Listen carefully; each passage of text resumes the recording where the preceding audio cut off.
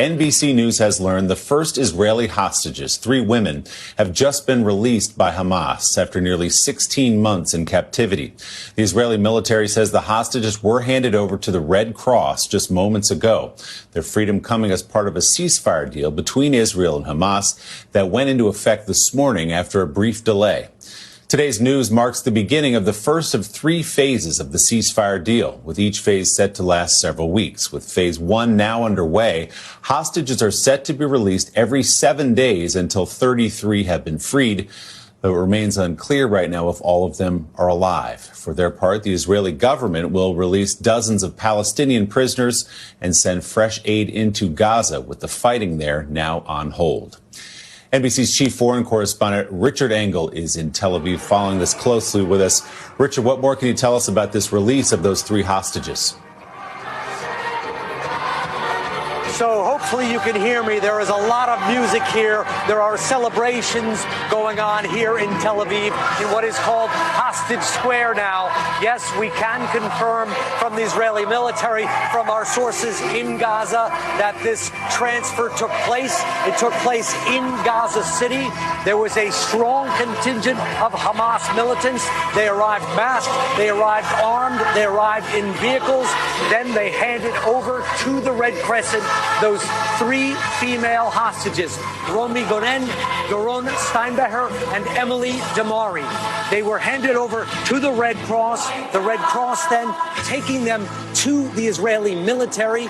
They were greeted once inside Israel by their mothers, and then they will be flown. This process is underway right now to Tel Aviv, where they will receive medical treatment. So we can confirm that the process is still underway, but that they are now inside Israeli territory. So the first hostage transfer has been successful of this long process.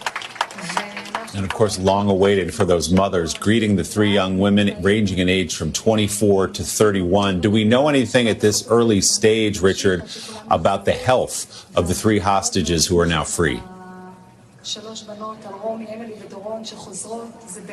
They were all walking. We didn't get very many images of them. There had been some expectation that at least one of these young women would be potentially in a wheelchair. All of them seemed to be, at least at a first glance, to be in relatively good condition. Romi Gonin, as you mentioned, 24 years old.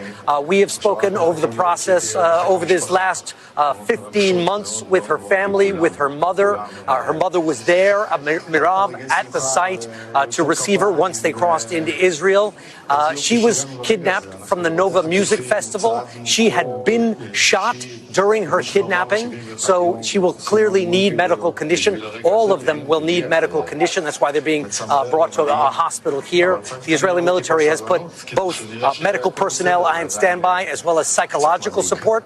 Doron Steinbecher from Kfar Aza, which is a kibbutz right on the border with Gaza. She was kidnapped from her home. She's a 31-year-old veterinary nurse known in her community as someone who always worked with animals, loved animals. And then Emily Damari, also kidnapped from her home in Kfar Aza. A 28-year-old described as a very popular member of the community, someone who loved barbecues, organizing social events, and now with their mothers on their way to medical treatment here in Tel Aviv.